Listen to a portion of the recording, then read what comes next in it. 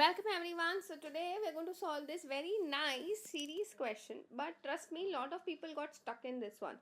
Firstly, whenever the question mark happens in between the series, most of the people don't know how to do it, or they think that this is going to get tricky. Let's just leave it, okay? Because all of us are used to finding the last answer of the series. Okay, so obviously when there is something in between, we need to find things get become a bit of um difficult part. Okay, now if you look closely, this entire series is ascending, and the difference between the two are not is not too big.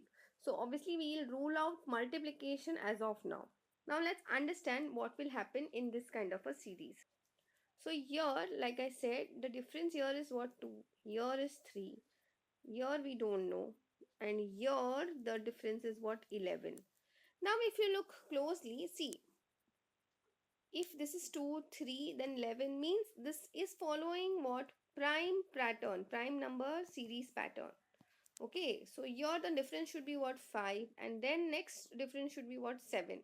And if you look closely, if I take 9 plus 5, I get the answer as what, 14. Okay, and when I add 7 to 14, I get the answer as 21.